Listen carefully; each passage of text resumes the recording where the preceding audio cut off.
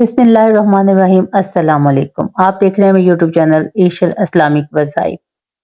حضرت حوا علیہ السلام کی موت کا عجیب واقعہ۔ حضرت آدم علیہ السلام کی وفات کے ٹھیک 1 سال بعد حضرت اما حوا علیہ السلام بیمار ہو گئیں تو آپ علیہ السلام کے بیٹے حضرت شیث علیہ السلام نے اپنے تمام بہن بھائیوں کو اکٹھا کیا اور فرمایا کہ ہماری ماں کا بھی ہمارے باپ کی طرح جسم بے جان ہونے لگا ہے، چنانچہ تمام اولاد حضرت اما حوا علیہ السلام کے گرد جمع ہوگی، لیکن حضرت حوا نے سب کو باہر نکال دیا، فرمایا کہ بسم اللہ الرحمن الرحیم۔ حضرت آدم علیہ السلام سے پہلے دنیا میں کیا تھا؟ یہ وہ سوال ہے جو ہم سب کے ذہن میں آتا ہے کہ کائنات میں انسانوں کے بسنے سے پہلے آخر کیا تھا؟ ایک صحابی نے حضور پاک صلی اللہ تعالی علیہ وآلہ وسلم سے سوال کیا کہ اے اللہ کے رسول صلی اللہ علیہ وآلہ وسلم، زمین اور آسمان کو پیدا کرنے سے پہلے ہمارا پروردگار کہاں تھا؟ آپ سرکار صلی اللہ علیہ وآلہ وسلم نے فرمایا کہ تب اللہ کے سوا اور کچھ نہیں تھا، پھر اس نے پانی پر اپنا عرش بنایا، گویا یہ اس کائنات کی ابتدا تھی۔ پھر اللہ نے قلم کو پیدا کیا اور اس کو حکم دیا کہ لکھ، اور قلم نے اللہ تعالیٰ کے حکم اور اس کے علم سے قیامت تک ہونے والا سب کچھ لوح محفوظ پر لکھ دیا۔ اس کے بعد آسمان اور زمین کی 6 دن میں تخلیق کی گئی۔ یمن سے آئے ہوئے ایک وفد نے حضور پاک صلی اللہ تعالی علیہ وآلہ وسلم سے کہا، ہم آپ سے دین کی سمجھ اور قلم کی ابتدا جاننے کے لیے آئے ہیں۔ تو آپ سرکار صلی اللہ تعالی علیہ وآلہ وسلم نے فرمایا، جس کا مفہوم یہ ہے کہ سب سے پہلے صرف اللہ تھا، اس کا عرش پانی پر تھا، پھر اس نے قلم پیدا کیا، اس قلم نے لوح محفوظ پر قیامت تک ہونے والے تمام واقعات لکھ دیے، پھر آسمان اور زمین کو پیدا کیا گیا۔ اس کی جو ترتیب ہمیں روایات سے پتہ چلتی ہے وہ کچھ یوں ہے کہ اللہ تعالیٰ نے ہفتے کے دن مٹی یعنی زمین کو پیدا کیا۔ جب اللہ نے زمین بنائی تو وہ کانپنے لگی، پھر اللہ نے اتوار کو اس میں پہاڑ بنائے، زمین کو سہارا دینے کے لیے، ایسے جیسے اس میں کیل ٹھوک دیے، اس سے زمین ساکن ہو گئی۔ پیر کے دن اس میں درخت اگائے، منگل کے دن تکالیف، مصیبتیں، جراثیم اور بیماریاں بنائیں، بدھ کے دن کو نور پیدا فرمایا، جمعرات کو زمین میں چوپائے بنائے اور انہیں زمین پر پھیلا دیا، اور پھر جمعہ کے دن آخری گھڑی میں یعنی عصر کے بعد آدم علیہ السلام کو پیدا فرمایا۔ گویا اللہ تعالیٰ نے انسان کی پیدائش سے پہلے اس کی آسائشوں کے لیے زمین اور اس پر ضروریات کی تمام اشیاء پیدا فرما دی، یعنی مخلوق کی ابتدا میں آخری نمبر پر انسان کو پیدا کیا گیا، اور نسل انسانی میں سب سے پہلی تخلیق حضرت آدم علیہ السلام کی تھی۔ وہ تمام انسانوں کے باپ ہیں۔ انسانوں کی پیدائش سے پہلے فرشتوں اور جنوں کی تخلیق بھی ہو چکی تھی۔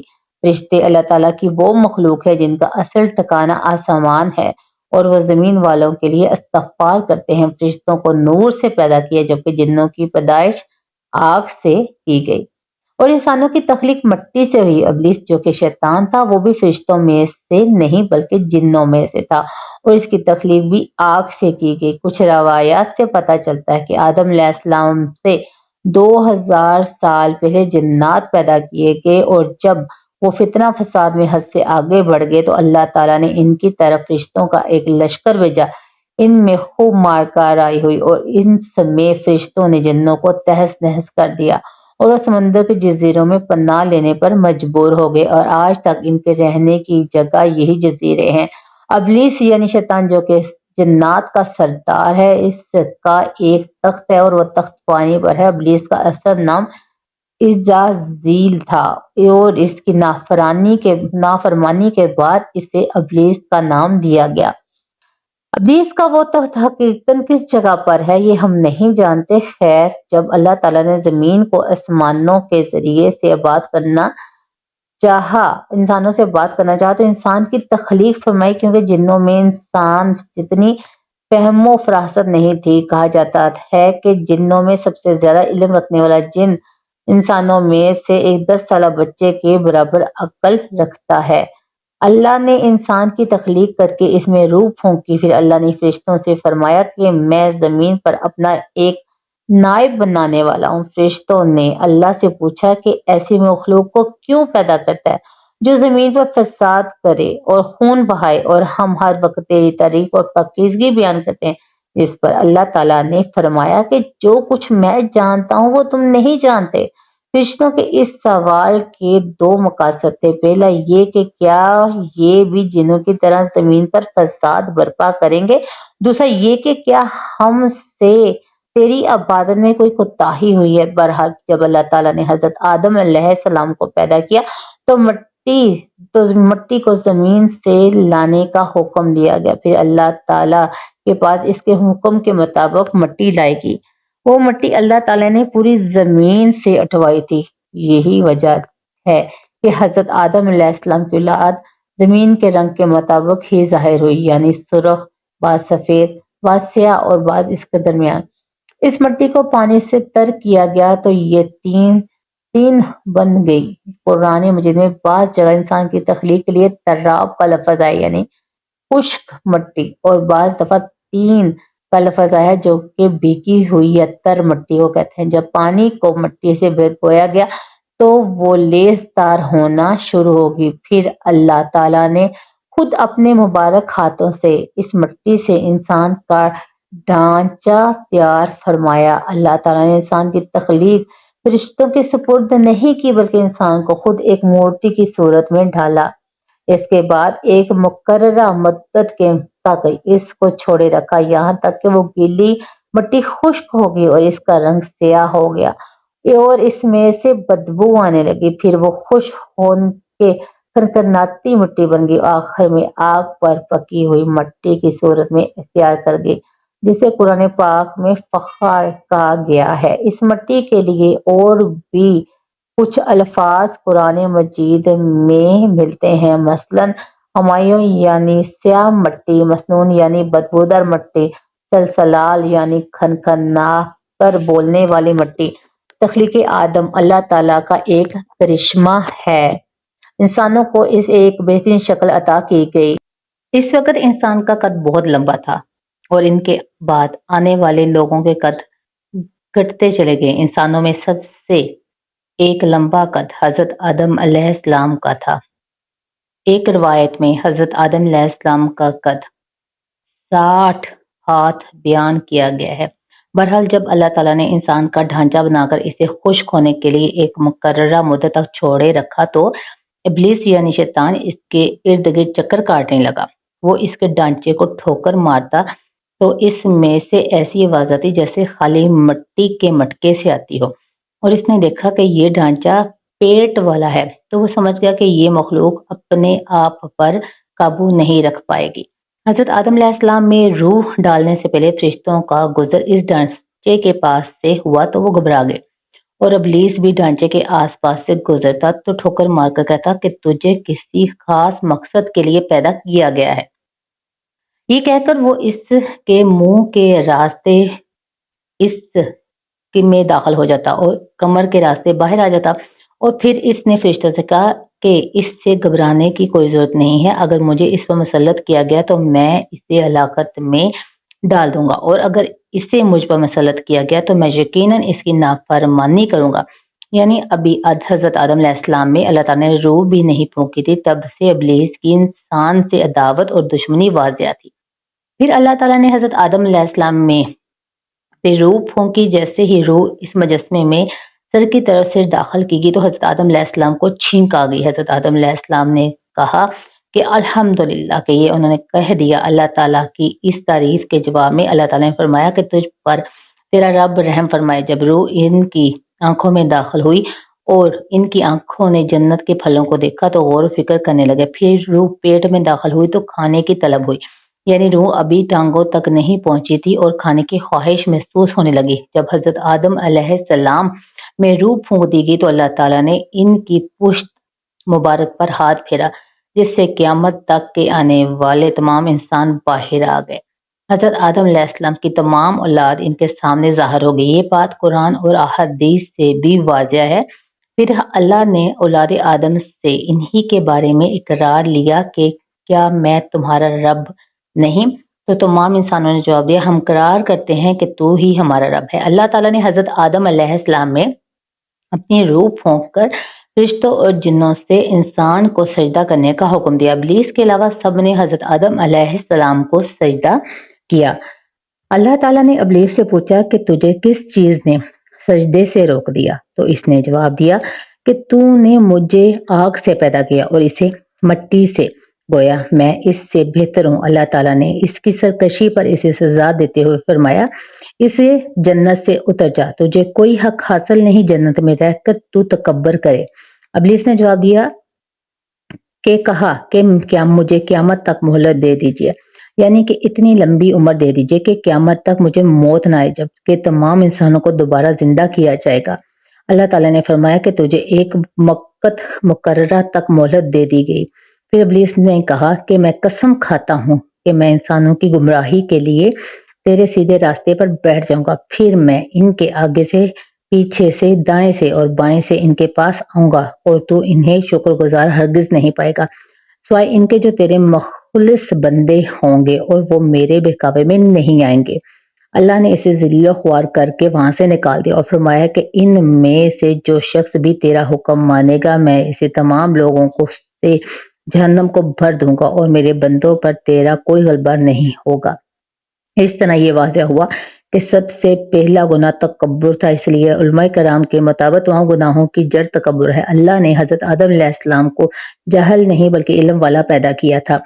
جب اللہ تعالیٰ نے حضرت آدم علیہ السلام میں مکمل روح ڈال دی تو وہ اپنے پیروں پر کھڑے ہو گئے تو اللہ نے انہیں حکم دیا کہ جاؤ فرشتوں کی جماعت کو السلام علیکم کہو۔ حضرت آدم علیہ السلام کے سلام کے جواب میں انہوں نے وعلیکم السلام ورحمۃ اللہ وبرکاتہ کہا۔ اللہ تعالیٰ نے فرمایا کہ یہ تیرا اور تیری اولاد کا آپس میں ایک دوسرے کو تحفہ اور ہدیہ ہے۔ اللہ تعالیٰ نے حضرت آدم علیہ السلام کو ابتدا میں ہی نام سکھا دیے۔ وہ اللہ تعالیٰ کے حکم سے آسمان اور زمین کی ہر چیز کا نام اور ان کا استعمال جانتے تھے اور اللہ تعالیٰ نے ان تمام چیزوں کا نام جب فرشتوں سے پوچھا تو وہ ان چیزوں کے نام سے نہیں جانتے تھے۔ پھر حضرت آدم علیہ السلام نے ان تمام چیزوں کے نام بتائے۔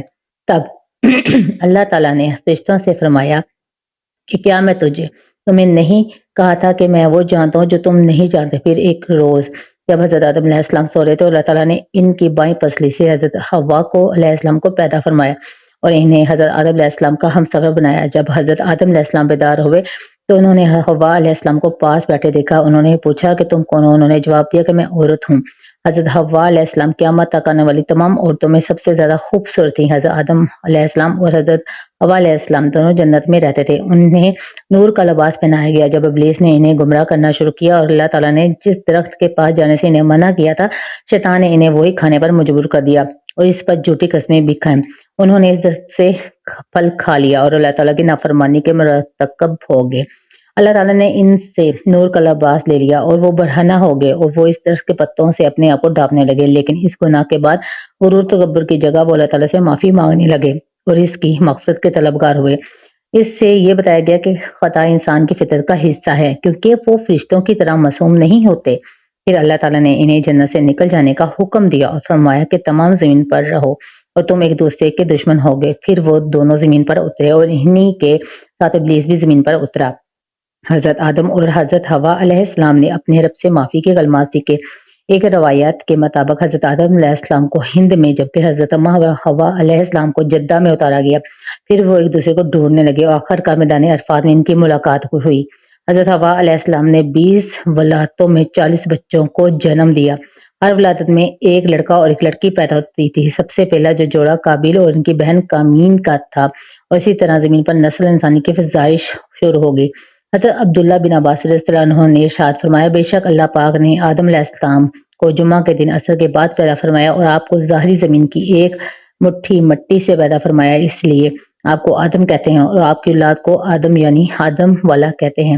حضرت آدم علیہ السلام کا مبارک خمیر جس مٹی سے تیار ہوا اس سے بچ جانے والی مٹی شریف سے کھجور کا درخت بنایا گیا، جیسا کہ حضرت مولا علی رضی اللہ عنہ بیان کرتے ہیں کہ حضرت پاک صلی اللہ علیہ وسلم نے ارشاد فرمایا کھجور کا احترام کرو کیونکہ یہ تمہارے والد حضرت آدم علیہ السلام کی بچی ہوئی مٹی سے پیدا کی گئی ہے۔ اللہ پاک نے حضرت آدم علیہ السلام کو بغیر ماں باپ کے مٹی سے پیدا فرمایا۔ اللہ پاک نے حضرت آدم علیہ السلام سے حضرت بی بی حوا علیہ السلام کو پیدا فرمایا۔ حضرت آدم علیہ السلام نے ان کی طرف دست محبت بڑھانے کا ارادہ کیا تو فرشتوں نے عرض کی، اے آدم ٹھہر جائیں، پہلے ان کا مہر ادا کریں۔ آپ علیہ السلام نے فرمایا کہ ان کا مہر کیا ہے؟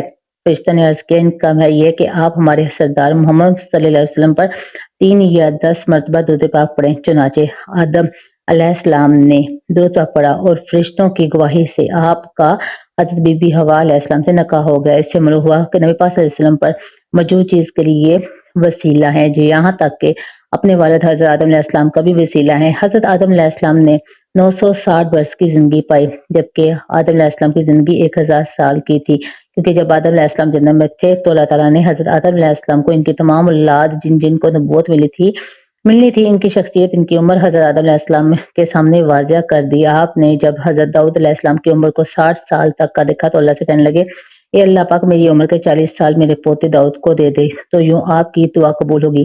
اللہ تعالیٰ نے آدم علیہ السلام کو 2 فرزند عطا کیے، حابیل و قابیل، لیکن شیطان کے وسوسوں کی وجہ سے جب قابیل کے ہاتھوں حابیل قتل ہوئے تو حضرت آدم علیہ السلام اندر سے ٹوٹ گئے اور بار بار اللہ کے دربار میں دعا مانگنے لگے۔ ایک دن حضرت جبرائیل علیہ السلام حضرت آدم علیہ السلام کے پاس آئے اور فرمایا، اے آدم تمہیں ایسا بیٹا دینے والے ہیں جس کے نصیب سے انبیاء اور اولیاء زمین تک پہنچے گے، ان کا نام شیس رکھنا۔ اس کا مطلب ہے کہ اللہ کا عطا کیا گیا تحفہ۔ اور یوں اللہ نے آدم علیہ السلام کی نسل کو زمین پر بھیجا۔ جب حضرت آدم علیہ السلام کا آخری وقت آیا تو آپ نے اپنے بیٹوں سے کہا، میرا دل کرتا ہے کہ میں جنت کا پھل کھاؤں۔ آپ کے بیٹے زمین پر جنت کے پھل ڈھونڈنے لگے۔ اچانک سے ان کو فرشتے ملے اور کہنے لگے، اے بنی آدم کہاں جا رہے ہو؟ انہوں نے کہا، ہم اپنے بابا کے لیے جنت کا پھل ڈھونڈ رہے ہیں۔ ان فرشتوں نے کہا، جاؤ، تمہارے بابا چند دنوں کے مہمان ہیں۔ تمام فرزند دوڑتے ہوئے آپ کے پاس پہنچے۔ آپ بستر بیماری پر اللہ کا ذکر فرما رہے تھے، بس اتنے میں موت کا فرشتہ آن پہنچا۔ جیسے ہی حضرت حوا علیہ السلام نے موت کا فرشتہ دیکھا تو حضرت آدم علیہ السلام سے لپٹ گئی۔ حضرت آدم علیہ السلام نے فرمایا، اے حوا مجھ سے دور ہٹ جائے، ایک مرتبہ پہلے بھی آپ کی وجہ سے جنت سے نکالا گیا ہوں، آج اللہ اور اس کے فرشتوں کے درمیان حائل نہ ہو۔ پھر آپ ان فرشتوں سے مخاطب ہو کر کہنے لگے، اے فرشتہ موت کیا بھول تو نہیں ہوگی؟ میں نے اللہ سے سنا تھا کہ میری عمر 1000 سال کی ہے، ابھی تو مجھے 960 برس ہوئے۔ ملک موت نے کہا، اے اللہ کے نبی، آپ نے خود ہی فرمایا تھا کہ آپ کی عمر کے 40 سال آپ کے پوتے حضرت داؤد علیہ السلام کو دے دیے جائیں۔ بس حضرت آدم علیہ السلام کی روح قبض کی گئی، آپ کو غسل فرشتوں نے دیا اور جنت کی خوشبو آپ کے جسم مبارک کو لگائی گئی۔ پھر آپ کی نماز جنازہ فرشتوں نے حضرت جبرائیل علیہ السلام کے پیچھے ادا کی۔ زمین کھود کر آپ کی تدفین ہوئی اور تمام انسانوں کے نزدیک اللہ کا یہ حکم نافذ ہوا کہ جب بھی کسی کا انتقال ہو اس کے جسم کو ایسے ہی تدفین کرنا۔ آج بھی ان فرشتوں کی سنت پر اہل ایمان عمل کر کے اپنے بزرگوں کی تدفین کرتے ہیں۔ جب حضرت آدم علیہ السلام کی روح قبض کرنے کے لیے فرشتہ پہنچا تو آپ کے بیٹے جس کو آپ نے اپنا جانشین بنایا تھا حضرت شیس علیہ السلام سے کہنے لگے، اے میرے جانشین، میں نے اللہ سے سنا تھا ان قریب اس زمین پر ایک طوفان آئے گا، اگر تم اس وقت تک موجود رہو تو میرے جسم کو اس کشتی میں سوار کرنا جو نجات کا وسیلہ ہے، اگر تم اس وقت تک زندہ نہ ہو تو اپنی اولاد کو وصیت کرنا کہ میرے جسم کو کشتی نوح میں سوار کرے۔ تاریخ میں لکھا ہے کہ جب طوفان نوح آیا تو حضرت نوح علیہ السلام نے اپنی کشتی میں حضرت آدم علیہ السلام اور حضرت اما حوا علیہ السلام کے جسم مبارک کو سوار کیا اور بیت المقدس یا عراق میں ان جگہ تدفین کی گئی جہاں انہوں نے اپنی قبر بنائی۔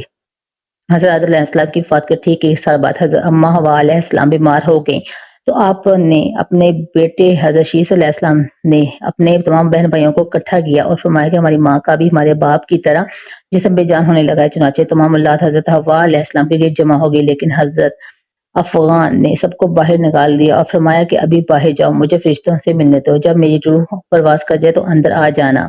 اللہ سے دعا ہے کہ وہ ہمیں تمام برائیوں سے دور فرما کر نیک عمل کرنے کی توفیق عطا فرمائے اور ہمیں نیک نبی پاک صلی اللہ علیہ وسلم اور ان کی آل پاک سے سچی و پکی محبت کرنے کی توفیق عطا فرمائے۔ ناظرین، اللہ تعالیٰ کے پیارے 99 ناموں میں سے ایک پیارا سا نام کمنٹ میں ضرور کیجیے گا۔ ملتے ہیں اپنی اگلی ویڈیو میں، مجھے دیجیے اجازت، اپنا رکھیے گا بہت سارا خیال، اللہ حافظ۔